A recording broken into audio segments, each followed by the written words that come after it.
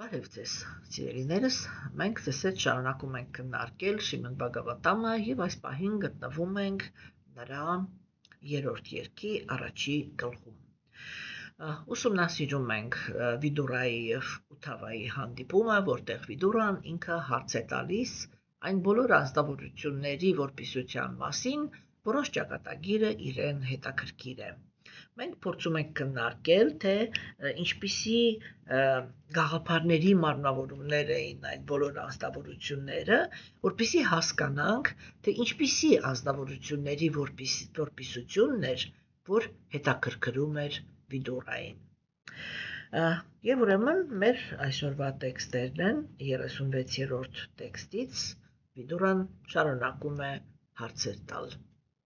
Եվ ես հիմա կկարդամ մեր տեքստերը եւ մենք շարունակենք։ 7-րդ երգ Շրիմադ Բհագավատամ, կներեք, Շրիմադ Բհագավատամ 3-րդ երգ, առաջին գլուխ 36-րդ տեքստ։ Թույլ տուր նաև իմանալ, թե արդյոք Մահարաջը Յուդհիշթիրան կառավարում է իր թագավորությունը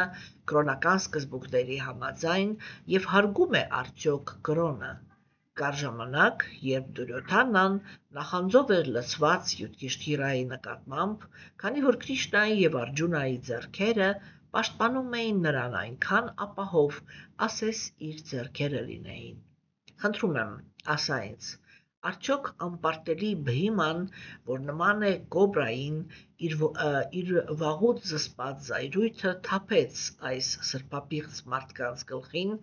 երբ նա մարտադաշտ էր դուրս գալիս, խաղալով իր մահակով, այնտեղ հավաքված բոլոր մարտիկներին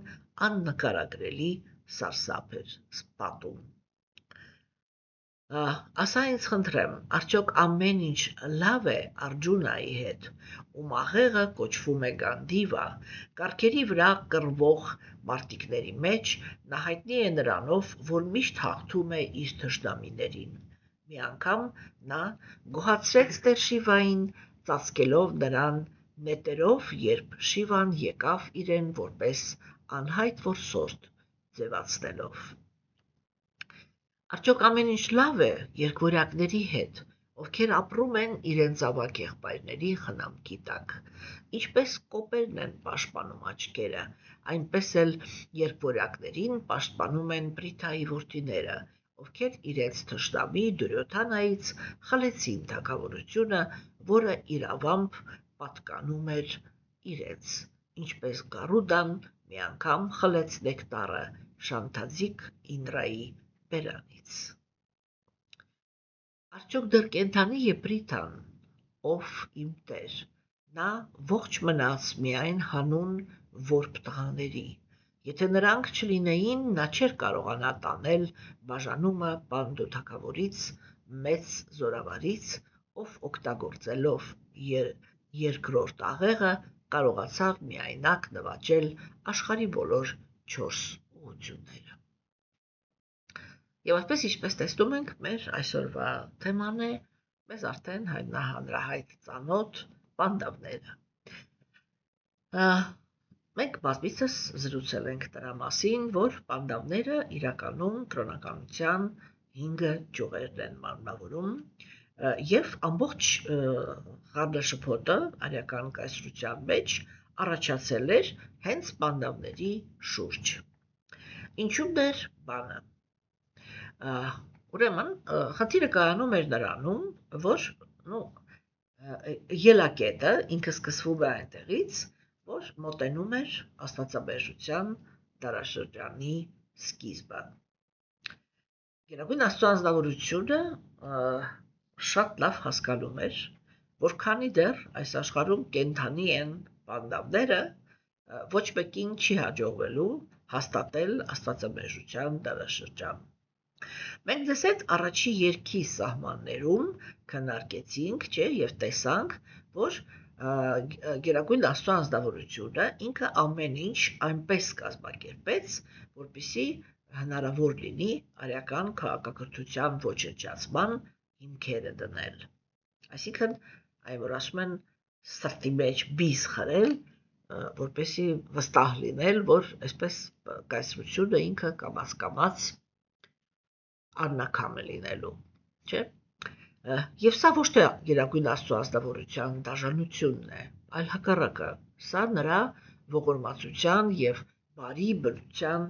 ուրեմն բանն է, արտահայտումն է, որովհետեւ Գերագույն Աստծո ազնվորությունը ինքը նյութական աշխարհը արարել է, որպեսզի նյութական աշխարհի ապրողները իրենք ուրեմն իրականացնեն իրենց արատավոր ցանկությունները։ Այստեղ կենդանիակներին տրված է ազատություն գործել արատավոր ուրեմն որակների, մտադրությունների հիմքի վրա։ Եվ ուրեմն սիրելիներս, չէ, Գերագույն Աստծո ազնվորությունը այդ նպատակը իրականացնելով մենք պիտի հասկանանք նրա ընդհանուր տրամաբանությունը։ Այսինքն գոյություն ունի հոգևոր աշխարհը, գոյություն ունի դրա արանքում բացարձակ լույսը եւ բացարձակ մութը, եւ դրանից հետո գալիս է մթի աշխարհը, այստեղ լույսի աշխարհը, բացարձակ լույսը, լույսի շերտը, մթի շերտը, հետո մթի աշխարհը։ Նախասկզբնականորեն բոլոր կենդանիակները ապրում են հոգևոր աշխարհում։ Երբ որ կենդանիակները իրենք ըմբոստանում են Գերագույն Աստծո ազնվորության կամքի դեմ, Գերագույն Աստծո ազնվորությունը անմիջապես այդպիսի կենդանիակներին առանձնացնում է։ Առանձնացնում է, որովհետև հոգևոր աշխարհում ապրում են կենդանիակներ, ովքեր հենված են սիրո վրա, եւ իրենք արժանի են երջանիկ կյանքի։ Այսինքն, Գերագույն Աստծո ազնվորության առաջին արդարությունը ինքը թույլ չի տալիս, որպեսզի այն կենդանի էակները, ում սիրտը լցվեց նախանձով, շարունակեն ապրել հոգևոր աշխարհում եւ դրանով իսկ, այսպես կներեք թուրքական խոսք պիտի օգտագործեմ, հարամեն այդ կենդանի էակների երջանկությունը։ Սա առաջին իրա արդարության եւ բարիության բանն էր, որտեղ ինքը առանձնացրեց։ Հիմա, երբ որ ինքը առաջի քայլով պաշտպանեց սիրո վրա հենվածներին, եթե պատկերավոր ասեմ, դրանից անմիջապես հետո ինքը դեմքով շուռ է գալիս դեպի այդ ազնվորություններին, որոնց ինքը գիտակցությամբ հեռացրեց նյութական հոգևոր աշխարհից։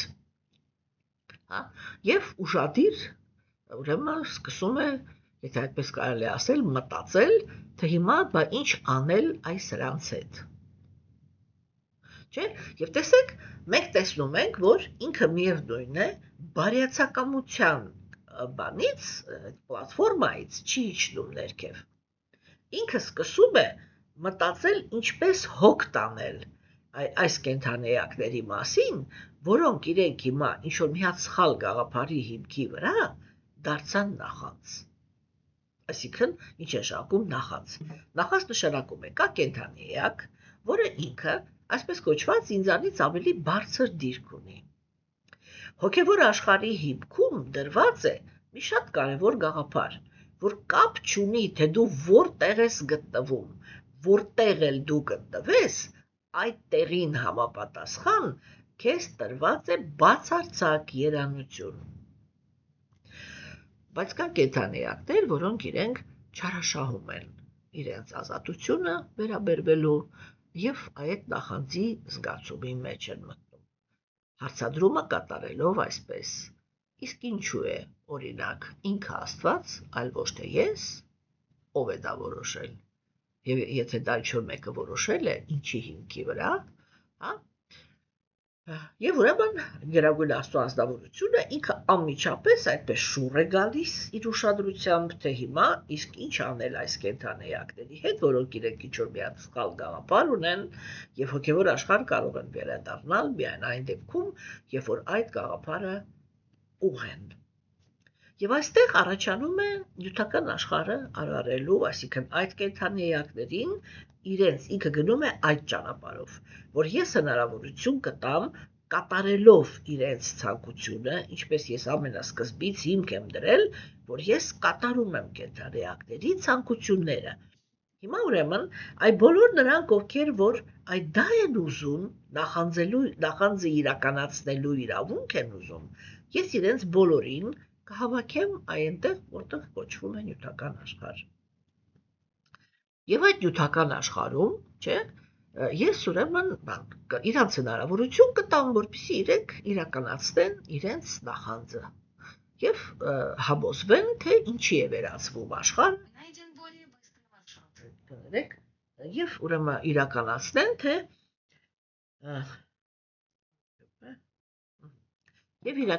թե ինչի է վերածվում աշխարհը, երբ որ կենդանիակները իրենք լցվում են 3 километра. Через 100 метров поверните направо.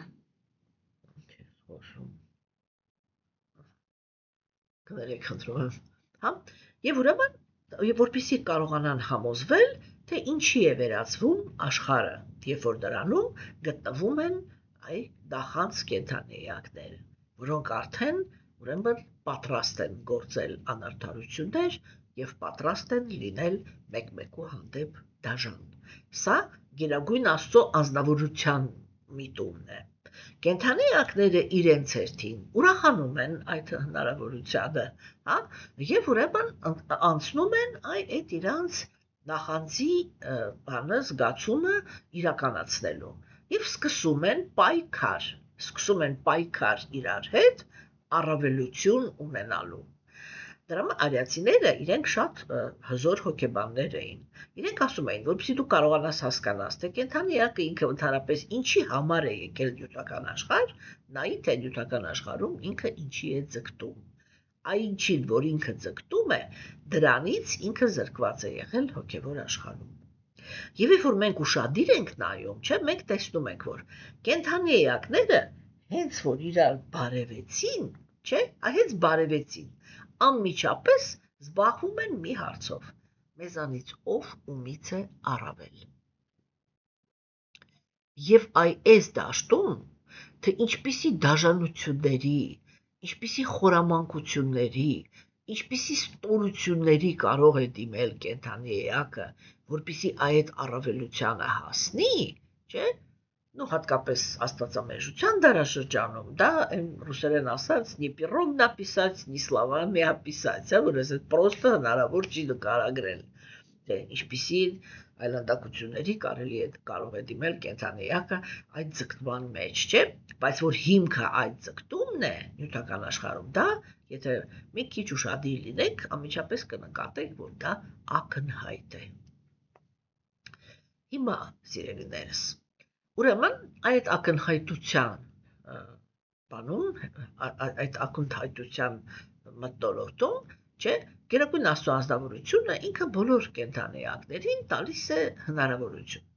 Չէ, հիմա ինքը տալիս է հնարավորություն եւ միաժամանակ, այսինքն ինքը միաժամանակ բացում է այդ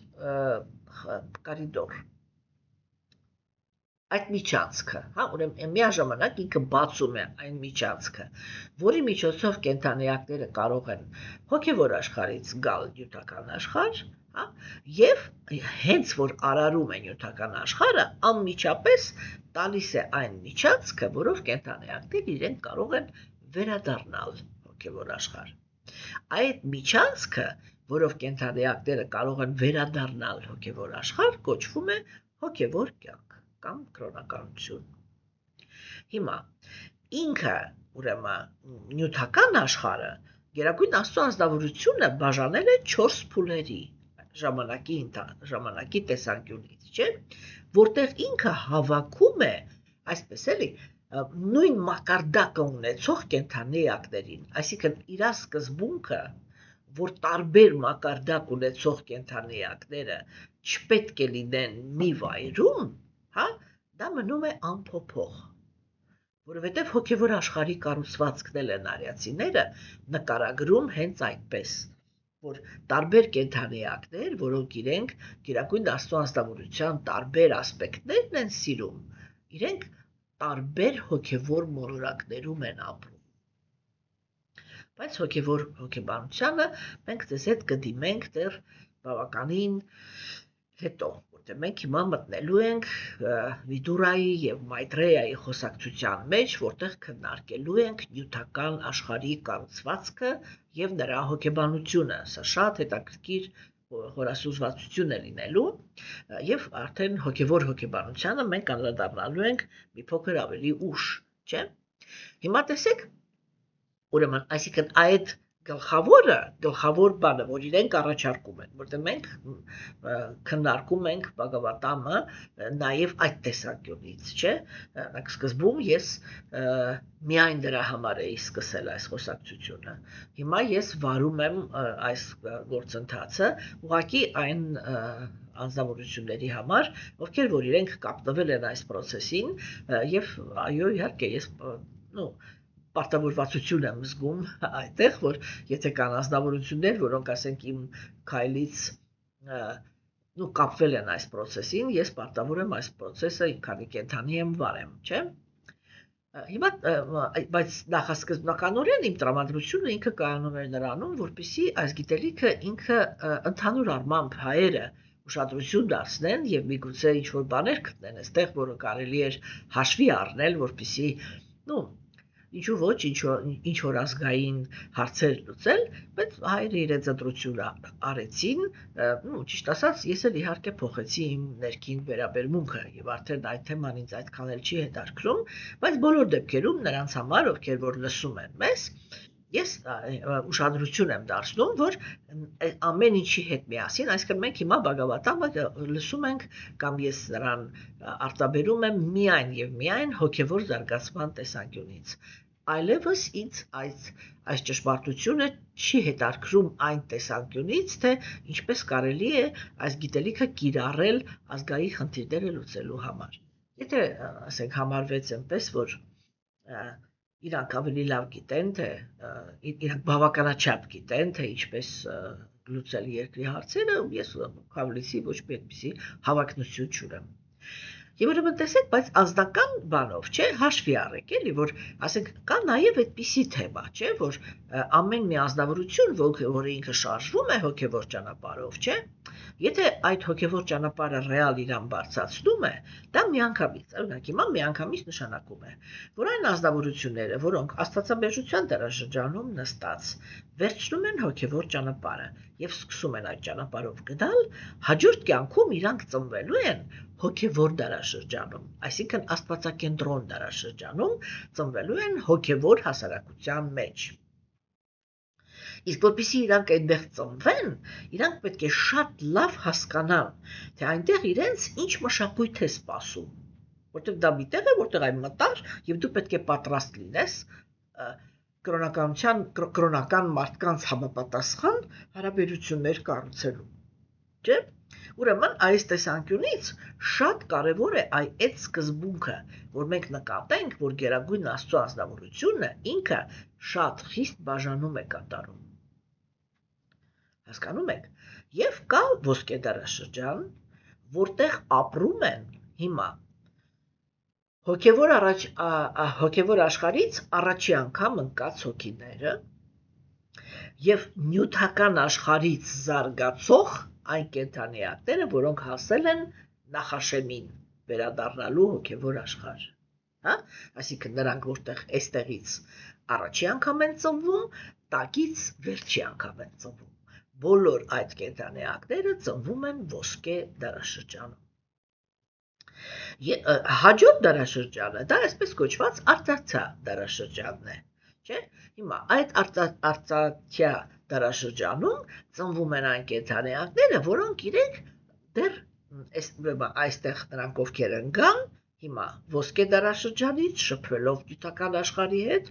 ավելացավ տրփանքը, այսինքն ավելացավ կապացությունը նյութական վայրքների, այդ էգոիստական վայրքների, եւ կենդանիակը ինքը ոսկե դարաշրջանից ընկավ արծաթե դարաշրջան։ Նրանք ովքեր վերևից եկան։ Հիմա,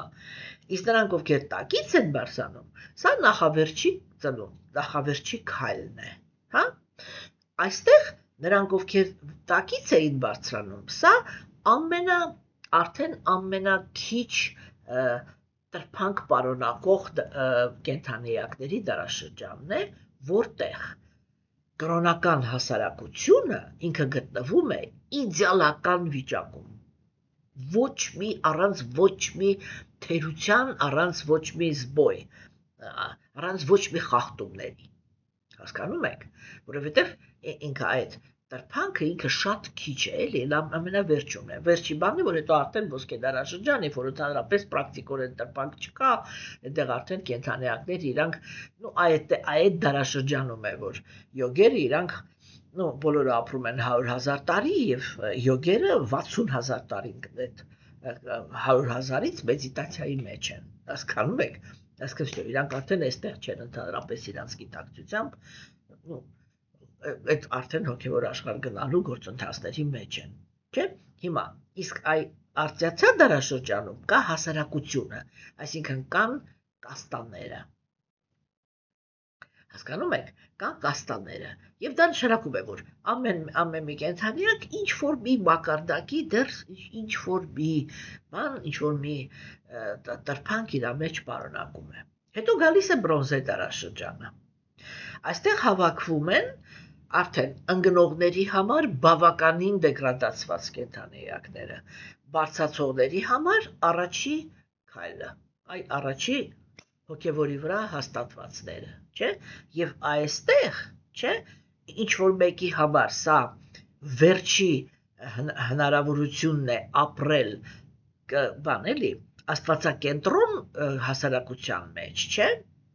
որտեղ իրանք արդեն այդտեղից, եթե այդտեղից էլ դեգրադացիա եղան, ընկնում են աստվածամերժության դարաշրջան, որում մենք ենք ապրում, չէ՞, ուրեմն սա վերջի քայլն է իրանց, կամ առաջի քայլն է, որ առաջ գնացին, չէ՞, հիմա այն բոլոր ազնվորությունները, որոնք հիմա այս պահին աստվածամերժության դարաշրջանում ընդունում են հոգևոր ճանապարհը, չէ՞, իրանք հաջորդ կյանքում դուրս են գալու, եւ ծնվելու են բրոնզե դարաշրջանում կրոնական հասարակության մեջ։ Հասկացաք, եւ թե իրանք այդ հասարակության մեջ ինչ տեղ են գրավելու, դա կախված է նրանից, թե իրանք որքանով ընդհանրապես կհաստատվեն հոգևոր Աստծո կողմից տված բարոյականության կանոնների մեջ։ Հասկանում եք, սիրելիներս։ Ուրեմն եւ այս տեսանկյունից, չէ, մենք կարողանում ենք հասկանալ, որ գերագույն Աստծո անձնավորությունը ինքը այդպիսի բաժանում է կատարում։ Հիմա եւ աստվածամերժության դարաշրջանում ծնվում են արդեն նրանք, ովքեր որ այսպես էլի ընդհանրապես չեն հետաքրվում ոչ հոգևոր զարգացմամբ, ոչ Աստծով, ոչ էսի միջով, իրանց միակ հետաքրությունը, մենք դա շատ ենք քննարկել, դա զգայարանները ազատ բավարարելու հնարավորությունն է։ Հասկանում եք, սիրելիներս, չէ՞։ Ուրեմն այս տեսանկյունից 5000 տարի առաջ գերագույն Աստծո ազնվորությունը աստվածամերժության դարաշրջանի նախաշեմին, ինչպես մենք բազմիցս դա քննարկել ենք, եկավ, շատ շքեղ արտահայտմամբ եկավ, եւ ամբողջ ուրեմն իրադարձությունները այդ արական քաղաքակրթությունը մի կողմից իր մեջ իրան քանդելու սկզբունքները դնելու համար, մյուս կողմից բան անելու համար, ասենք մյուս կողմից էլ նրա համար որպեսի կենդանիակը, որպեսի ինքը ցույց տա, թե ինչպեսի դելու աստվածամերժության դարաշրջանը, թե ինչպես կարելի է այդ աստվածամերժության դարաշրջանում ուրեմն բան ունենալ, ասենք ունենալ հոգևոր կյանքի վերածնունդ, ինչպես կարելի է վերականգնել սեփական կրոնականությունը, չէ, ասենք դարաշրջանի մասին չենք խոսում, որտեղ այդտեղ դարաշրջան չի կարող էլի փոխվել, չէ՞։ Ուրեմն այդ սկզբունքներն է ցույց տալիս։ Եւ արական քաղաքակրթությունը քանդելու համար ինքը այդ ձևը ընտրեց, որտեղ ուղղակի ուրիշ ձև չկար։ Այդտեղ այնպիսի հզոր զինվորներ կային, որ արտաքինից այդպիսի նյութապաշտներ չկային, որոնք կարող էին արական կայսրությանը, այսպես էլի, շոշափելի վնաս տային, հասկանում եք։ Եվ մենք դրա մասին շատ ենք խոսել, որ այդ պատճառով ինքը ուրեմն այնպես արեց, որ հենց կայսրության ներսում սկսեցին ծնվել աստվածամերժության ուրեմն սիմվոլները, որտեղ ամենակարևորը դա Դրիտարաշտրան էր, որը ինքը հոգևոր կրության մարմնավորումն էր։ Հիմա, այսինքն կային 3 եղբայրներ. Դրիտարաշտրան, Պանդուն եւ Վիդուրան։ Դրիտարաշտրան ինքը կույր էր ծնվել, եւ որովհետեւ ինքը կույր էր ծնվել, ինքը չէր կարող ուրեմն զբաղեցնել գահը, որովհետեւ արական քաղաքակրթության մեջ այն ազնվորությունները, որոնք ունեին ֆիզիկական թերություն, ունեին հոգեբանական խնդիրներ, իրանք չէին կարող լինել հասարակության արքա, չէին կարող լինել հասարակության առաջնորդ։ Հասարակության առաջնորդը պետք է բոլոր տեսանկյուններից լիներ առողջ, այսինքն նա պետք է լիներ բացարձակ առաքինի ազնվորություն։ Իսկ հոգևոր տեսանկյունից կույր ազնվորությունը չէր կարող լինել, այսինքն Դրիտարաշտրան ինքը եւ արտաքինից էր կույր եւ ներքինից։ Եվ ինքը ունեցավ Դուրյոթանային որպես որդի, շատ որդիներ ուներ, իրականում արիացիները իրանք մեկ-մեկ այնպիսի թվեր են ասում, որ մարդու հավատը չի գալիս, որովհետև Դրիտարաշտրան ինքը ուներ 100 տղա, հա, բայց ավագ տղան դա Դուրյոթանան էր եւ նա բանսարկությունների մարմնավորումն էր, մենք բազմիցս սա քննարկել ենք։ Ուրեմն նա բանսարկությունների մարմնավորումն էր, իրադարձությունները ուրեմն դասավորվեցին այնպես, որ գահի վրա կարող էր նստել միայն միջին եղբայրը, Պանդուն։ Ինչու՞, որովհետև մեծ եղբայրը կույր էր, փոքր եղբայրը աղախինից էր ծնվել, ոչ նա չէին կարող նստել գահի։ Եվ ուրեմն թագավորում էր Պանդուն։ Պանդուին էլ, ինչպես մենք դա քննարկել ենք, ուղղակի ես հիմա ստիպված եմ լինելու մի թեթև հիշեցնեմ, հա, Պանդուին էլ իր հերթին, չէ, պատահեց ոչ այդքան հաճելի իրավիճակում հայտնվեց Պանդուն, երբ որ ինքը վիրավորանք հասցրեց Սուրբ Բրահմանին եւ Բրահմանի կինը Պանդուին անիծեց։ Ինչ անիծեց, ինքը անիծեց, որ հենց որ դու փորձես սեռական հարաբերություն ունենաս քո կանանց հետ, դու անմիջապես կմահանաս։ Այսինքն Պանդուն հիմա էլ ուրեմն զրկվեց հնարավորությունից ունենալ ժառանգներ։ Եվ Պանդուն երկրորդ իր կնոջ հետ, Մադրի, ուրեմն չկարողացավ զսպել իր տրփանքը,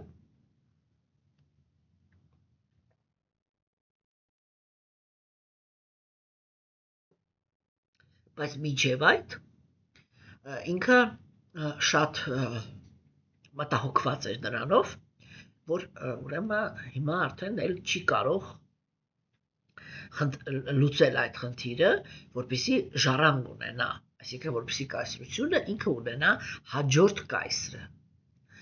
Եվ այդ ժամանակ ինքը իմացավ, որ իր կինը Կունտին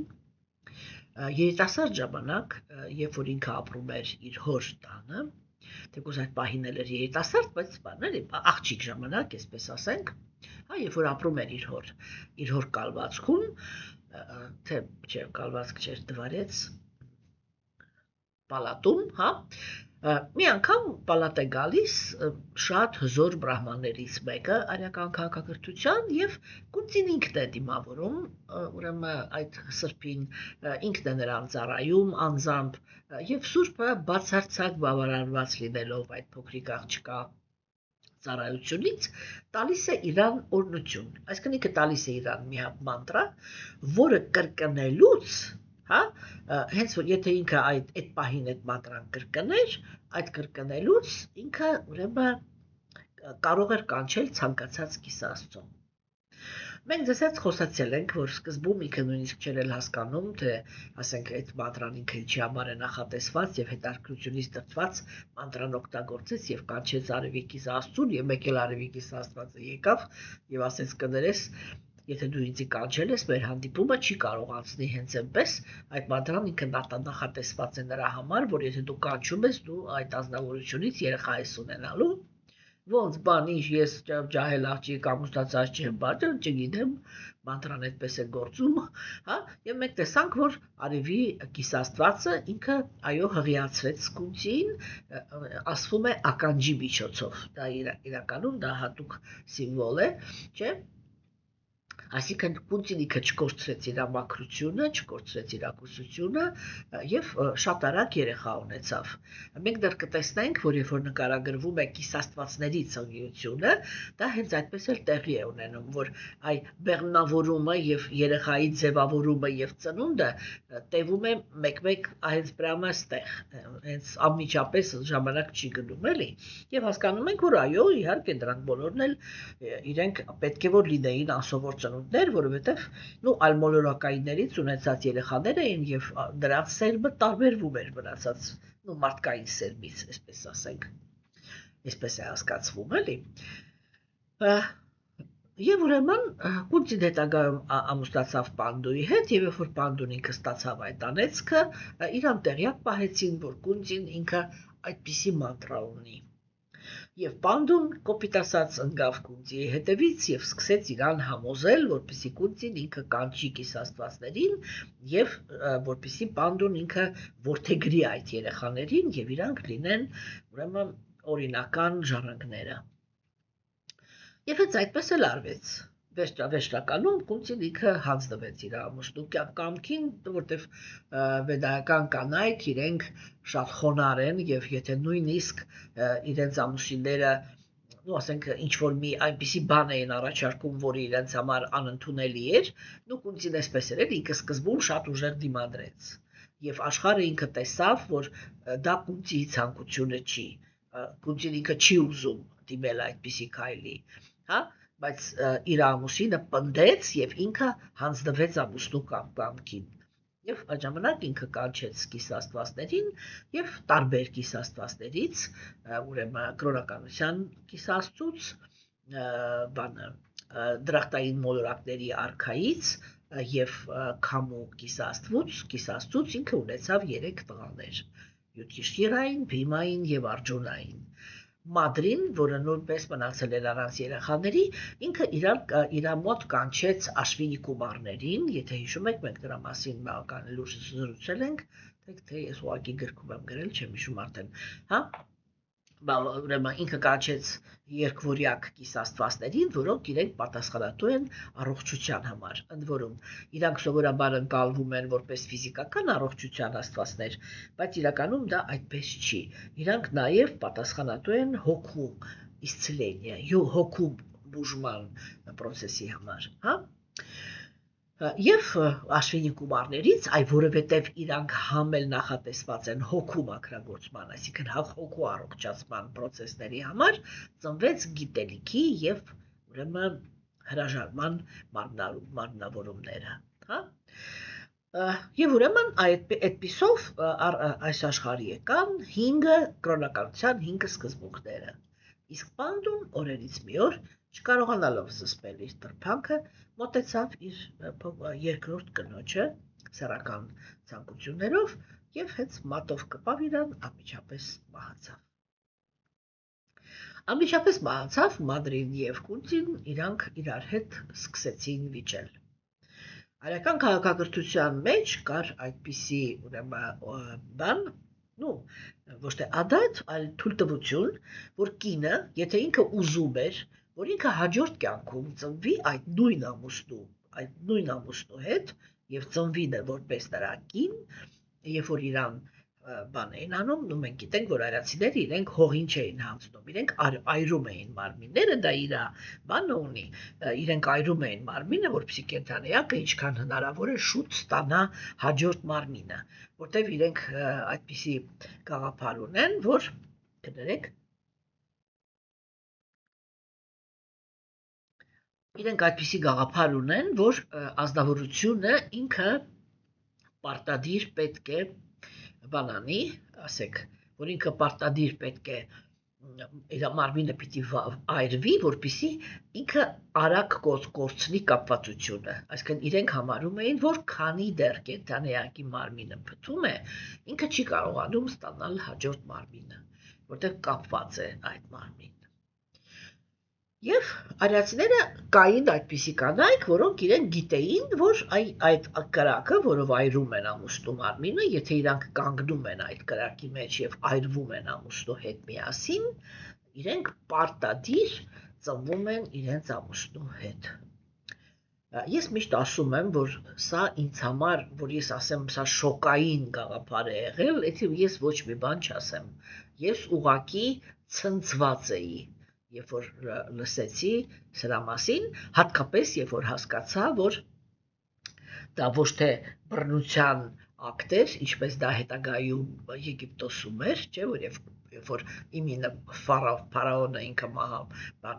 մահանում էր, իր հետ միասին սպանում էին իր կանանց, սպանում էին, չգիտեմ, կենդանիներին, ծառաներին եւ թաղում էին իր հետ միասին, չէ՞։ Դու դա արվում էր, դա արդեն արվում էր, երբ որ արքան ինքը վախենում էր։ Ինչու որտեվ աստվածաբեժության դարաշրջանում դա այն դարաշրջանն է, որտեղ կենդանիակները իրենք առավելության համար պայքարում են եւ արքայի դիրքի համար շատ են պայքարում առաջնորդ լինելու եւ այդ պայքարի մեջ ամեն տեսակի ստորությունների գնում են, չէ՞։ Եվ որպիսի ոչ իրանց կանայք, այսինքն կինը ինքը ձեռք էր բերում սիրեկան, որը ինքը ուզում էր, որ ֆարաոնը մահանար, հետո կնոջ ձեռքերով օրինակ թունավորում էին ֆարաոնին։ Ուրեմն այ օրենք են ընդունում, եթե ֆարաոնը մահացավ, կինը թաղվելու է իր հետ միասին, որպեսզի ոչ մի կին չգնա այդ դավաճանությանը։ Հասկանում եք, այսինքն բոլոր դրանք ովքեր կարող էին դավաճանել, կինը եւ ծառաները։ Հասկանում եք, իսկ այստեղ իմինը հավատարմության մասին էր խոսքը գնում էր իրական ֆանտաստիկ հավատարմության մասին, որտեղ ես միշտ ասում եմ, կարելի է պատկերացնել, որ ինչ որ էմոցիաների տակ կանայք էմոցիոնալ են, չէ՞, ասենք էմոցիաների ազդեցության տակ ազնվորությունը ինքը մտավ կրակի մեջ։ Բայց հնարավոր չի, հասկանում եք, պատկերացնել Աստված ոչ անի, թե ինչպես կարելի է այդ կրակի մեջ շարունակել կանգնել։ Կամավոր, ոչ թե ստիպված, այլ կամավոր։ Հասկանում եք։ Հա, այսինքն դա մի ակտ էր, դա կանանց ամենաբարոյական կանանց հավատարմության ակտն էր։ Եվ Կունտին եւ Մադրին իրանք սկսեցին վիճել, թե ով պիտի, որ այսքան իրանք հիմա խնդիր ունեն, հա։ Իրանք երկուսն էլ ուզում են մահանան Բանդոյի հետ միասին, բայց իրանք 5 երեխա ունեն եւ պիտի որոշվեր ով է մնում երեխաների հետ, իսկ ով իրավունք ունի այրի։ Կունտին ինքը ասում էր ես եմ առաջի կինը եւ դա նշանակում է որ ես ավակ կինն եմ եւ ես իրավունք ունեմ այրվել Բանդոյի հետ, ես կմտնեմ կրակի մեջ, իսկ դու կպահես երեխաներին։ Այսինքն ոչ թե հակառակ կռիվներ գնում, թե որ ինքը ասեր դու մտի լավ, ես երեխաներ կպահեմ, այլ հակառակ ես կմտնեմ կրակի մեջ, իսկ դու երեխաներին պահի, այդ երեխային պահելը ստացվում էր որպես պատիժ, հա։ Հասկանում եք։ Մադրին էլ ինքը ասում էր ոչ, ինքը իմ պատճառով է մահացել, եթե ինքը ինձ չկպներ, ինքը չէր մահանա, ուրեմն ես պիտի մտնեմ կրակի մեջ։ Եվ վերջնականում Մադրի արգումենտը ընդունվեց որպես ավելի ծանրակշիռ եւ համաձայնության եկան, որ Մադրին կմտնի կրակի մեջ, իսկ Կունտին ինքը կպահի երեխաներին։ Հա? Եվ քանի երեխաները իրանք փոքր էին, ամեն ինչ լավ էր։ Դրիտարաշտրան իրանց հարազատ հորեղբոր պես մեծացնում էր։ Բայց քանի երեխաները սկսեցին մեծանալ, այդքան պարզվեց, որ Դուրյոթանան ուզում է, որ ինքը ժառանգի կայսրությունը։ Եվ այդ պահից սկսված պանդավները դարձան ոչ միայն Դուրյոթանայի, այլև Դրիտարաշտրայի թշնամիները։ Երկուսն էլ սկսեցին հետապնդել պանդավներին, որպեսզի սպանեն իրենց։ Եվ հասկացան, որ եւ փորձում էին սպանել խորաբանկությամբ։ Արիական քաղաքակրթության մեջ տղամարդիկ երբեք այդպիսի ստորություններ իրենց թույլ չէին տվել։ Պլանավորել, թե ինչպես կարելի է սպանել քնած մորը ու երեխաներին։ Այսինքն իրենք պլան ունեին, որ պանդաները իրանք ինչ-որ տեղ պիտի գնային, իրանց համար ինչ-որ տուն հատկացնեն, որպեսզի այդ տունը ինքը ձութով փայտը ներծծված լինի, որ շատ լավ վառվի, եւ գիշերը, երբ որ պանդաներն ու կունծին քնած կլինեն, տան կրակի, կամ ասենք հրամցնեն բանի ինչ-որ տոնակատարության ժամանակ հրամցվեն տորտ, որը ինքը թունավորված է։ Այդպիսի ստորությունների արիացի տղամարդիկ երբեք ամբողջ պատմության ընթացքում երբեք չի եղել այդպիսի ստոր պահվածք։ Ինչու՞, որտեղ դա առաքինության դաշտն է։ Եվ այնտեղ տղամարդիկ իրենք առաքինի են։ Իսկ դա նշանակում է, որ իրենք ազնվական են։ Իրական ազնվական, հասկանում եք, այլ ոչ թե դիրքով ազնվական, բնությամբ վարատավոր։ Իրանք ռեալ ազնվականներ են։ Եվ ուրեմն, սիրելիներս, սա աննախադեպ երևույթ էր։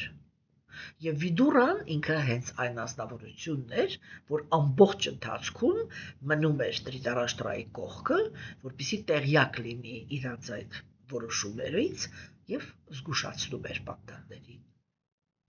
Եվ այդպես պանդաները իրենք ամեն անգամ ուրեմն բանի Դրիտարաշտրայի եւ Դուրյոթանայի կազմակերպած այդ բասարկություններից կարողանում էին ազատվել կամ փրկվել։ Մենք ձեզ հետ քննարկել ենք, որ Յուդհիշթիրան ինքը Աստծո կողմից առաջարկված բարոյականության սկզբունքների եւ քրոնական ծիսակատարությունների մարմնավորումն էր։ Բհիման ինքը այն իրականում, եթե ես մի բառով ասեմ, չէ, Բհիման ինքը հոգևոր մարդու ագահությունը ղեկավարելու սկզբունքն էր։ Իսկ եթե բացեմ բանը, չէ, ուրեմն ինքը այն վճռականության մարմնավորումն էր, որով հոգևոր մարդը հերքում է իր համար ավելնորդ զգայական վայելքների օբյեկտները։ Եվ դա նշանակում է ինքը ղեկավարում է իր ագահությունը։ Հիմա տեսեք, Արգջունան ինքը գերագույն Աստծո ազնվորության հանդեպ հոգևոր հաղթանակի եւ գերագույն Աստծո ազնվորության հանդեպ ընկերականության մարմնավորումներ։ Ուրեմն եկավ արքան բարոյականության սկզբունքներն են եւ քրոնական ծիսակատարությունները։ Մենք դες հետ քննարկեցինք, որ ահա որ կարևոր է աստվածային բարոյականության։ Մենք քննարկել ենք, որ եթե այսպես կոչված քրոնականության սկզբունքները իրա մեջ պարունակում են շովինիզմ, այսինքն մարդը արհամարում է բնությունը եւ իրան համարում է բնության արքա եւ դա իր համար ոչ թե նշանակում է, որ ինքը բնության մասին պետք է հոգ տանի, այլ նշանակում է, որ անխնա կարող է բնության հերն անիծի։ Մարդը ինքը իրան համարում է ավելի բարձր, քան կենդանիներն են, եւ դրա համար թույլ է տալիս իրեն ամեն տեսակի դաշնություններ կենդանիների հանդեպ, չէ՞։ Հիմա կանայք մտածում են, որ իրենք ավելի բարձր են, քան երեխաները, եւ դրա համար ասենք իրանք իրավունք ունեն երեխաներին բռնանան, Տղամարդիկ իրենք մտածում են, որ իրենք ավելի բարձր են, քան կանայք եւ երեխաները, եւ դրա համար իրենց թույլ են տալիս նսեմացնել եւ կանանց եւ երեխաներին։ Մեծերը իրենք մտածում են, որ իրենք ավելի բարձր են, քան տղամարդը, եւ դրա համար թույլ են տալիս իրենց ուրեմն նսեմացնել կամ բռնանալ տղամարդու հանդեպ։ Հասկանում եք, այդ շովինիզմը, երբ որ կա այսպես կոչված տրադիցիաների մեջ, մենք պիտի միանգամից հասկանանք, սա մարդու կողմից հորինված օրենքներ են, որը իրենք ընդհանրապես չեն նպաստում, որպեսզի բոլորը լինեն երջանիկ։ Մենք կմտնենք դեռ այդ բարոյականության օրենքների դաշտը, հատկապես մեր շաբաթօրվա հանդիպումներով, ես այս պահին ներողություն եմ խնդրում, որովհետև ես ասեցի, որ ես մեծ հաճույքով եւ շաբաթօրը եւ կիրակի օրը կտամ այդ դասախոսությունները, բայց հիմա հանգամանքները մի քիչ այնպես են, որ ես ինչ-որ ուրիշ process-ով եմ զբաղված եւ չեմ կարողանում ժամանակ տրամադրել, բայց ես խոսք եմ տալիս ձեզ, որ հենց մտանք հունիս ամիս Ես հույսով եմ, որ այդ գործերը կավարտեմ, հենց մտանք հունիս ամիս, ուրեմն այդ քննարկումները մենք կանենք շաբաթ օրը եւ կիրակի օրը։ Շաբաթ օրը համել օֆլայն հանդիպումով, կիրակի օրը միայն օնլայն։ Հա, եւ տեսեք ուրեմն, չէ՞ սիրելիներս։ Ու այդ բարոյականության օրենքները, որը Աստված է տալիս, չէ, ինքը բացարձակապես իր մեջ շովինիզմ չի պարունակում։ Հետո, երբ որ մոտենում են պայմանավորված կենդանիակները, իրենք արհեստականորեն այդ շովինիզմը մտցնում են։ Հենց դա էր, ինչ տեղի ունեցավ արիական քաղաքակրթության հետ, հա, երբ որ արդեն Գերագույն Աստծո ազնվորությունը ինքը համարեց, որ երբ որ քաղաքակրթությունը ինքը փոքրացավ, մնաց միայն Հնդկաստանում, եւ այնտեղ էլ լցվեց շովինիզմով։ Տղամարդկային շովինիզմով, տղամարդկանց մեջ խավերի շովինիզմով, չէ՞, եւ ուրեմն այդ ամենը վերածվեց այլանդակության։ Եվ երբ որ այդ դա վերածվեց այլանդակության, Գերագույն Աստծո ազնվորությունը ինքը արդեն Կալիյուգայի ներկայացուցիչները իդեպս Ալեքսանդր Մակեդոնսկու առաջի փորձը կատարվեց, չէ, հետո ոբշեմ, այսպես մեկը ալին գնում, ալին գալիս էր իրար հետևից, այդպես գալով մուսուլմանները, հետո անգլիացիները եւ այլն, եւ Հնդկաստանը դարձավ այն, ինչ որ հիմա այս պահին կա։ Որտեղ ես ասում եմ եւ ասելու եմ, որ այս պահին այն հասարակությունը, որը կա Հնդկաստանում, դա չի խոսում նրա մասին, որ իրենք կիրառում են արիացիների գաղափարախոսությունը, թեկուզ եւ ձևականորեն այդ գաղափարախոսության հետևորդներն են։ Գիտեք, մի հատ հնդիկ ինձ շատ լավ ասեց, ինչքան որ դուք քրիստոնյա եք, այդքան էլ մենք նվիրալներ ենք։ Այսինքն, ինչքան դուք եք ձևական, այդքան էլ հիմա մենք ենք ձևական։ Եվ դրա համար, ինչպես մեզանից չի կարելի օրինակ վերցնել քրիստոնեության, այդպես էլ իրենցից հիմա չի կարելի վերցնել օրինակ արիացիների։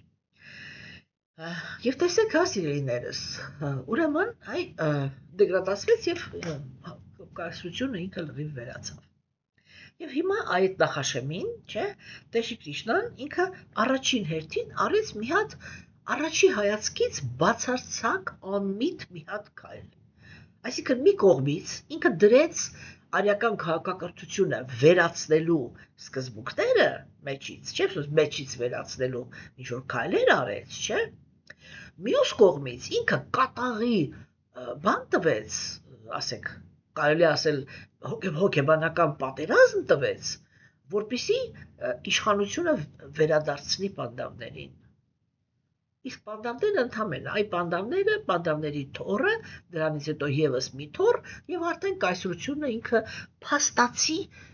արդեն վсё, ինքը էլի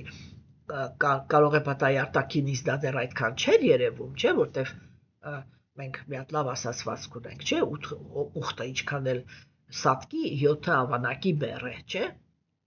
Դրա համար ասեք ինչքան էլ ուզում է հայկական քաղաքակրթությունը հարված ուտեր, ինքը դեռ բավականին հզոր էր, էլի այդքան հեշտ չէր իրան բանը խախտելը եւ ոչնչացնելը, չէ։ Ուրեմն այստեղ մենք կարողանում ենք հասկանանք, որ ինչ որ անհասկանալի բան արեց Գերագույն Աստծո ազնվորությունը, որտեղ դա այնքան քիչ ժամանակ տեղի ունեցավ, էլի որ կրոնականության սկզբունքները հաղթեցին, որ вообще չհասկացան ինքը ինչի համար դա արեց։ Իսկ իրականում ինքը դա արեց նրա համար, որպեսզի աստվածամեժության դարաշրջանում ծնվող կենդանիակները, իսկ ինքը շատ լավ գիտեր, որ այս աստվածամեժության դարաշրջանը դա այն դարաշրջանն է, երբ որ ինքը գալու է եւ հայտարարելու է ողորմածության դարաշրջան, այսինքն կրոնականությունը մի պահ զարթոնք է ապրելու։ Եվ այդ զարթոնքի հիմա է այդ պահը 500 տարի արդեն սկսվել է։ Եվ այդ հոգևորի զարթոնքի ժամանակ, չէ, շատ կարևոր է լինելու, որ այս գիտելիքը, որը մենք հիմա ձեզ հետ քննարկում ենք, տեղի ունենա։ Եվ ամեն մի այսպիսի քննարկումներ, որտեղ էլ որ դա աշխարհում տեղի ունենա, ում կողմից էլ որ դա տեղի ունենա,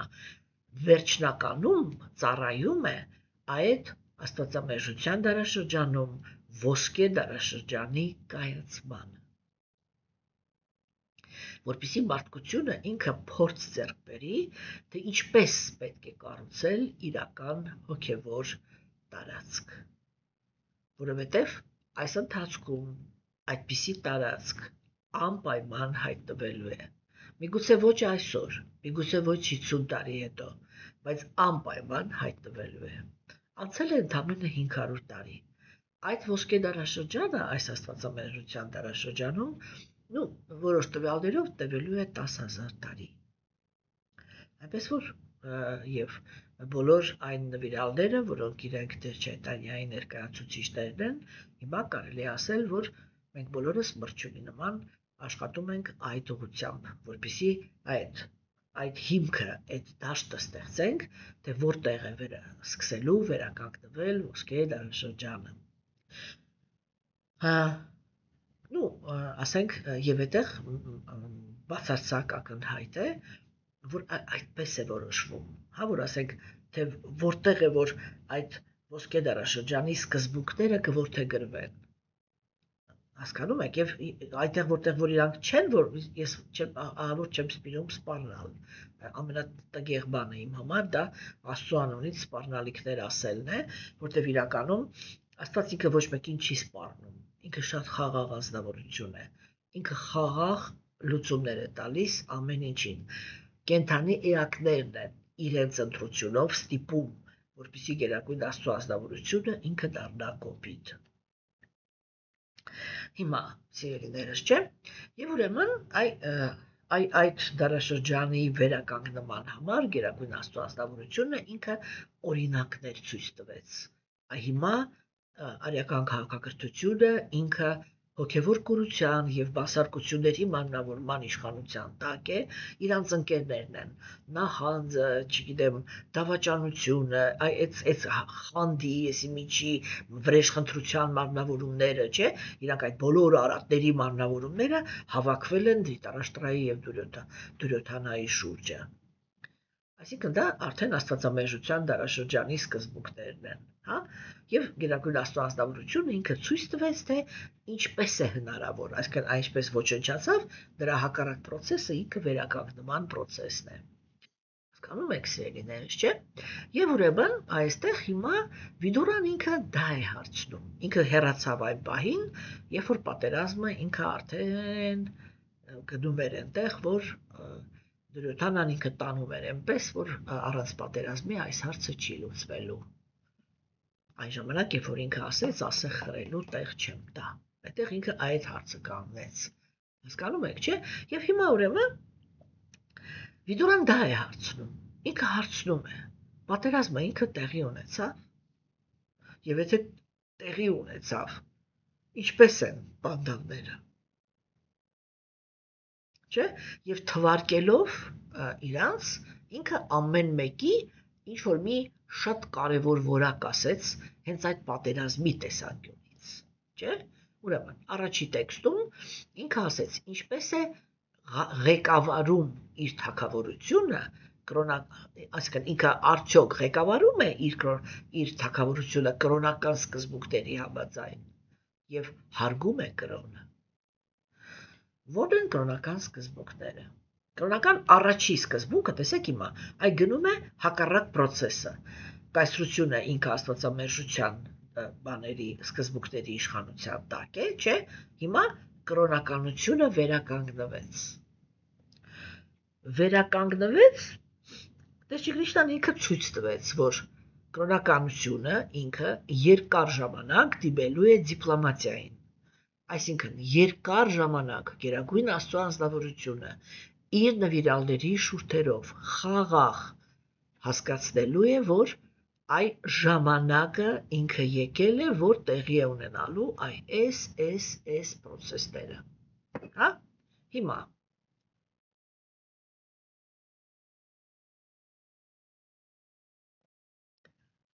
նրանք, ովքեր ընտրելու են Դուրյոթանայի պոզիցիան, որ մենք հոգևորին ասեղ խրելու տեղ չենք տա, այն նրանց հետ գերագույն Աստծո ազնվորությունը դիպլոմատիայից անցնելու է ռազմական գործողությունների, այսինքն ավիրման գործողությունների։ Հասկանում եք։ Այնպես որ Հիսուսը եկավ ասեց, հանգիստ ասեց, խաղաղ ասեց, ասեց դադարեք զոհագործություններ կատարելը։ Նույն բանը եկավ, ասեց Բուդդան։ Եվ Հնդկաստանը, եւ ամբողջ մնացած աշխարհը, հեթանոս, ստացան ավիրումներ, երբ որ այդ խաղաղ խոսքը չհասկացան։ Հասկանում եք։ Եվ ինքը պարզ ասեց, չէ, ես եմ վերջի մատաղը, այլևս մի զոհագործեք կենդանիներին, չի ընդունվում դա։ Եվ կիսաստվածները չեն գալու, ոչ մեկը չի գալիս, նկատեք, որ ոչ մեկ չի գալիս, որովհետև նրանք, ովքեր որ որակավորում ունեին այդ զոհագործությունները կատարելու, իրենք նկարագրում են, որ երբ որ իրենք էին զոհագործություն կատարում, կիսաստվածները եւ արարիչը գալիս էին, այսինքն ֆիզիկապես կանգնում էին ամբողջ ժողովրդի առաջ, ոչ թե մի հոգու, երկու հոգու, որ ասես հորինել են։ Հասկանում եք։ Չէ՞։ Եվ իրենք ասում են, արդեն չեն գալիս, դադարեք։ Բուդդան ինքը եկավ հատուկ վեդաները հերքելու, որովհետև վեդաներում նկարագրված է զոհագործությունների գործընթացը։ Ինչ արեցին հնդիկները։ Իրանք դուրս շպրտեցին իրենց տարածքից բուդդիզմը եւ շարունակեցին, ինչպես որ շարունակում էին։ Եվ կներեք, բայց ստացան։ Եվ նույնը տեղի ունեցավ բոլորի հետ, ոչ թե միայն Հնդկաստանի։ Հասկանում եք, այդ հանգիստ խոսքը երբ որ չի հասկացվում, Գերագույն Աստվածնավորությունը ինքը ուրիշ պրոցեսներ է սկսում։ Եվ դա անհատականության մեջ էլ է այդպես կատարվում, որ սկզբում Գերագույն Աստվածնավորությունը ինքը գալիս է որպես գիտելիք։ Եվ եթե կենդանիակը իրա մեջի ապրող արատը չի զիջում, ինքը արտաքին աշխարհում ստանում է այնպիսի իրադրություններ տառապալից, որ իրան ստիպում են, որ ինքը սկսի մտածել արատից հրաժարվելու մասին։ Հասկանում եք, սիրելիներս, չէ՞։ Եվ ուրեմն հիմա, տեսեք, բայց երբ որ կրոնականությունը ինքը վերականգնվում է, բանդավների դեպքում դա եղավ պատերազմով, այսինքն այլնահեղությամբ։ Երբ որ Դուրյոդանան ասեց, ես ասեղ խրելու տեղ չեմ տա, այսպես պրոստը տակ, թեկուզ եւ պայմանավորվածություններ ունեինք, Տեր Կրիշնան ինքը հասկացավ, որ շո այս մարդկանց հետ այլևս խոսալ եւ Վիդուրան ինքը հենց այդ հարցը տվեց, չէ, ասեց հիմայի մասին խոսելուց, ասեց ինքը վերջապես այդ իր աջղայնությունը թափեց այդ սրիկաների վրա, թե ոչ, որտեվ Փիման ինքը շատ էսպես բանվնավորություն ունի, նրանք ովքեր որ այդ ագահության սահմանը անցնում էին, ինքը կատաղում էր նրանց, շատ մեծ գազազություն էր ապրում, չէ, եւ բայց ինքը համել այդ ամբողջ իր այդ ջղային բանի մեջ ահավոր խոնար էր եւ ընդհանրապես այդպիսի դեպք չի եղել, որ ինքը ինչ որ անհարգի իր մեծ եղբոր կամքը։ Այսինքն եթե Յուդհիշթիրան ինքը ասում էր, որ այս է չեմ ուզում որ դու անես, բացառված էր որ Փիման ինքը դա անի, ինչքան էլ ուզում է կատաղած լիներ։ Այսինքն որ այդ ագահությունը զսպելու կամ ագահության հետ հանդիպելուց այդ ջղայնությունը, որ առաջանում է ագահության տեսանկյունից զսպված կենդանիակի մեջ, չէ, ինքը իրան պետք է պահի առաքինության, այսինքն բարոյականության կանոնների սահմաններում, որպեսզի հանկարծ սխալ քայլեր չանի ջղայնությունից դրդված։ Հասկանում եք, չէ՞։ Եվ ուրեմն հիմա առաջի հերթին Վիդուրան ինքը որպես որտեվ Յուդհիշթիրան է դառնում արքա, ինքն է ավակ որդին, չէ՞։ Ինքը հարցրեց, ասեց, ինքը հարգում է կրոնը։ Այսինքն դա ինչ է նշանակում, որ երբ որ ինքը հաղթեց, ինքը սկսեց մուր հանել, չէ՞ որ պատերազմը քաղաքացիական էր, չէ՞, եւ պանդավների դեմ դուրս էին եկել հենց իրան կարիացիները։ Արացիների մի մասը։ Հիմա ինքը դարձավ, ինքը եկավ ղեկին։ Ինքը ինչ արեց։ Այն ինչ որ մենք դες հետ քննարկել ենք, որ մենք այսպես էլի սերունդ դա ենք տեսնում, չէ, որ ամեն մի հաջորդ իշխանավորը ինքը փողոց է թափում մնացած բոլորին, ովքեր որ միջև այդ իշխանության մեջ ինչ-որ տեղեր էին գրավում։ Չէ, եւ երբ որ այդ դա ընտրություն կա, չէ, ինչ են անում։ Այ ամեն մեկը մտածում է այս 4 տարվա ընթացքում ինչ կարող եմ գրփեմ։ Ինչ եք ստանում վերջը, պարտքերի մեջ թաղված հայրենիք, որը ինքը փաստացի պարտքը ինքը այնպիսի թիվ է, որ մենք կարող ենք ասել, որ մեր հողը մերը չի վաղուց։ Մենք այդ ամեն ինչը պարտք ենք ինչ-որ մեկին։ Ամեն վարքյան, եթե ուզի, կարող է գա, ասի, այսինքն հավաքվեք ու ուր ուզում եք այստեղից գնացեք, սա ձեր հողը չի։ Ուղղակի այդ սահմանը հələ չեն հանցել, էլի, պարտքերի դիմաց հող ուզելը։ Հասկանում եք, հələ որ այդ պարտքերը իրանք արհեստական դրվում են ցանկացած երկրի վրա, որպեսզի այդ երկիրը լինի կառավարելի պարտքերը տվողի կենտրոնից։ Հələ որ այդպես է օգտագործվում, բայց չէ որ դա ամեն վարքյան կարող է օգտագործվի որպես այն ինչ որ բանկերն են անում։ Սովորաբար սա այլևս քո տունը չի, դուրս արի այստեղից։ Հասկանում եք, սիրելիներս։ Հա, եւ ուրեմն այս ամեն ինչը ինքը իրականում շատ կարևոր դեր ունի եւ հասկանում եք, որ Վիդուրան հիմա այդ դա է հարցնում։ Եվ այդտեղ իրան հետաքրքրում է նաեւ իր եղբոր ճակատագիրը, որովհետեւ ինքը կվերադառնա մենք տեսանք արդեն այդ գլուխը անցել ենք, չէ, որ ինքը վերադարձավ Տրիտարաշտրայի մոտ եւ հղեց Տրիտարաշտրային դեպի հոգեվոր զարգացում, չէ, ինքը ինչու դա արեց։ Ինքը դա արեց իրան որտեղից ինքը ինչ իմացավ, որ կարող է այդպես անել, որտեղ ինքը գիտեր, որ Յուտիշթիրան ինքը կրոնականության սկզբունքները պահել է, այսինքն ինքը ոչ մեկից վրեժխնդիր չի եղել։ Եվ ինքը Տրիտարաշտրային, եթե հիշում եք, այն ժամանակ մենք դա քննարկեցինք, որ ինքը Տրիտարաշտրային այնպես էր վերաբերվում, ոնց որ Տրիտարաշտրան ոչ մի վատ բան չէր արել ընդհանրապես։ Հասկանում եք, հաջորդը Բիման էր, կատաղությունը հանեց, թե ոչ։ Հա? Այսինքն Վիդուրան ինքը գիտեր, որ այնպիսի քայլեր են արվել, հատկապես երբ որ Դրաուպադիի մազերից բռնած այդպես վիրավորական ձևով, ես նորից եմ կրկնում, դա աննախադեպ երևույթ էր արիական քաղաքակրթության մեջ, երբ որ կնոջ հետ այդպես էին վարվում։ Հասկանում եք, արիացիները, այո, իրանք շատ հզոր են եղել, շատ հզոր տղամարդիկ են եղել, բայց իրանք երբեք իրենց հզորությունը չեն օգտագործել կանանց կամ երեխաների կամ այսպես իրանցից թույլերի հետ վայրենավարի վարվելու մեջ։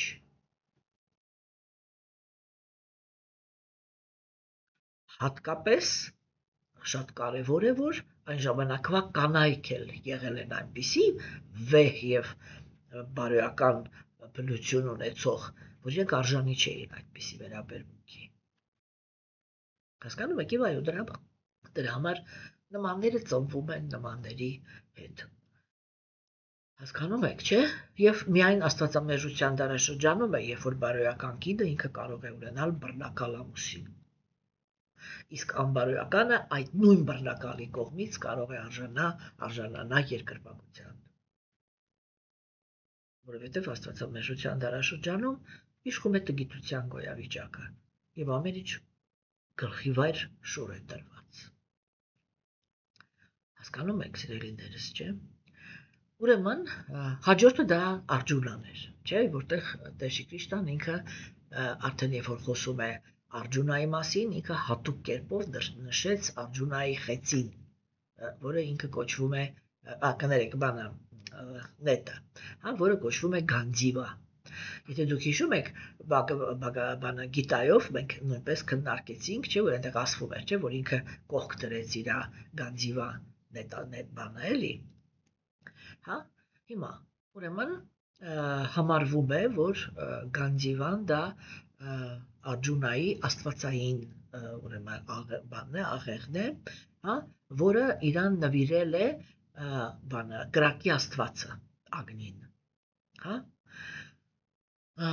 Ուրեմն երբ որ Արգյունան եւ Կրիշնան իրանք Ագնիին օգնեցին, որպեսզի ինքը մի ամբողջ անտառ, ինքը այդպես դիմեց Կրիշնային, որ ես սոված եմ, այնտեղ շատ խորը իմաստ կա այդ պատմության մեջ, հիմա այդտեղ չեմ մտնի էլի, բարի կրակի կիսաստվածը ինքը ասեց Կրիշնային, որ ինքը շատ սոված է եւ այնտեղ մի հատ բան կա, անտառ կա, ինքը կոչվում էր Քանդավա, հա, այդ Քանդավա անտառը ինքը ուզում է կուլ տա, հա, եւ երբ որ Արգյունան եւ Կրիշնան օգնեցին իրեն, այնտեղ նու Արգյունան ինքը ասեց, որ որպեսզի ոչ մեկ չկարողանա այդտեղից դուրս թռնի, ես հատուկ նետ պետք է ունենամ։ Եվ Ագնին ինքը իրան այդ ուրեմն նետը նվիրեց, չէ՞։ Եվ պետք է հասկանանք, որ եթե մենք իմաստի տեսանկյունից ենք խոսում, ապա այդ Գանդիվան ինքը սովորական բան չէր, առուժե սովորական զենք չէր, չէ՞։ Եվ ինքը անպայման խոսում էր նրա մասին, որ բաներ էլի ինքը ինչ-որ մի միսիայի ծառայող զենք է, հա, տվյալ դեպքում այդ, որ Արգյունան և Կրիշնան իրանք պտտվում էին այդ բանի անտառի շուրջը և ոչ մի կենդանու չէին թողնում, որ ինքը դուրս գա, հա, և ուրեմն սիմվոլը, որը ներկայացնում է այդ զենքը, ինքը առաջի հերթին խոսքը գնում է նրա մասին, որ այդ զենքը ինքը չի կարող տրվել անարժանին։ Ընդհանրապես արական քաղաքակրթության մեջ կիսաստվածները կամ այլմոլորակայինները իրենք շատ հաճախ էին տալիս արիացի տղամարդկանց այլմոլորակային տեխնոլոգիաներ, իմինը զենքի տեսանկյունից նույնպես, բայց երբեք դա չէին տալիս անարժաններին։ Մարդը ինքը պետք է ունենար առաքինի բնություն։ Հիմա ինքը իրանք պանդավները բոլորը այդ այլմոլորակայինների երեխաներն էին և բոլորն էլ ունեին շատ վեհ բնություն։ Եվ դրա համար, երբ որ իրանց պետք էր գալիս, կիսաստվածները շատ հանգիստ իրանց այդ զենքերը տալիս էին, հա։ Եվ Արգյունային այդ զենքը հասավ հենց դրա համար, որովհետև ինքը որպես զինվոր, որպես քշատրի, հա, ինքը միշտ մաքուր կերպով ծառայում էր այդ իր նախասահմանմանը։ Հասկանում եք, եւ ինքը միշտ պատերազմում էր միայն կրոնականությունը հաստատելու համար, այսինքն մաքրությունը, առաքինությունը հաստատելու համար, այլ ոչ թե իր սեփական էգոիզմի կամ իր սեփական փառասիրությունը կամ իր սեփական բռնության հանդեպ հակումը իրականացնելու համար, հա։ Մյուս կողմից, որովհետև այդ զենքը իրան տվել էր իմինը կրակի աստվածը, մենք կարողանում ենք հասկանալ, որ բանը ինքը այդ նետաղեղը ինքը պարունակում էր այդ կրակի էներգիան, հա, այսինքն կրակը ինքը շատ ուժեղ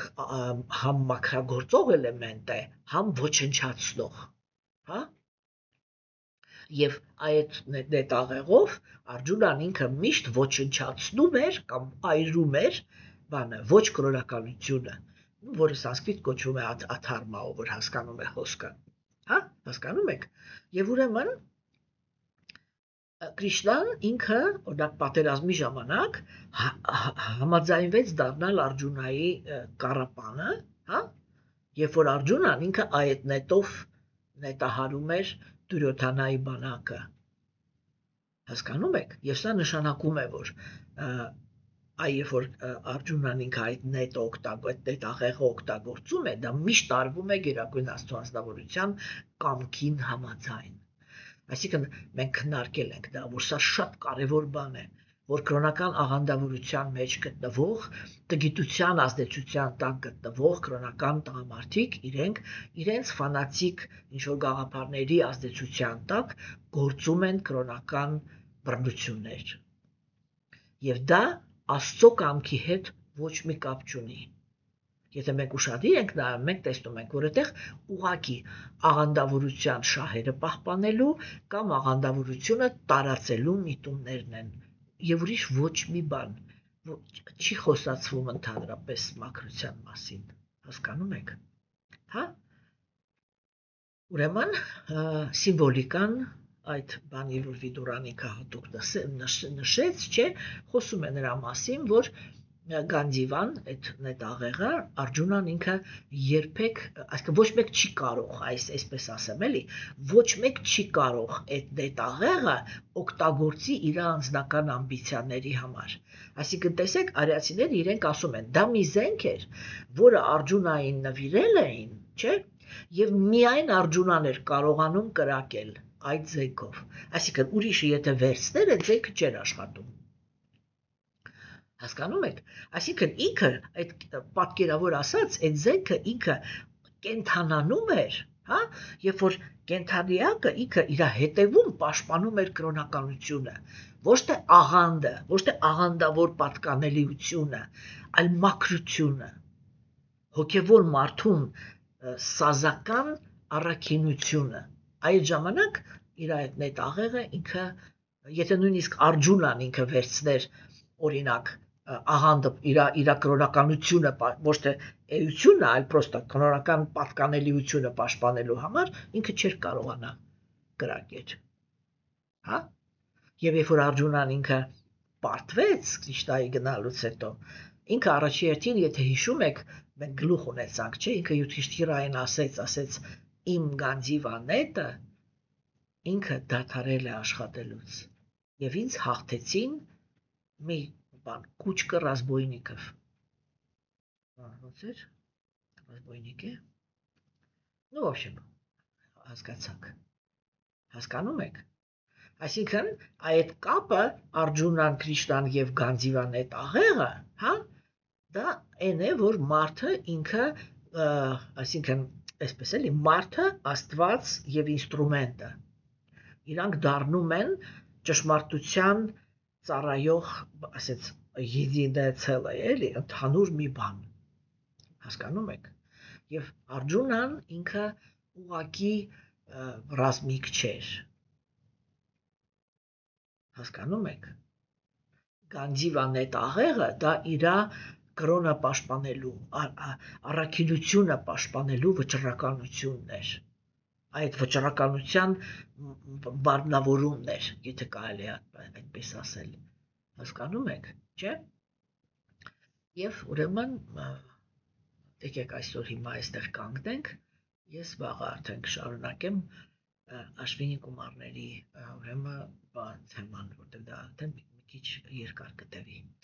Այսօր այսքանը սիրելիներս, ստեսություն ձեզ, մինչև երկուշաբթի։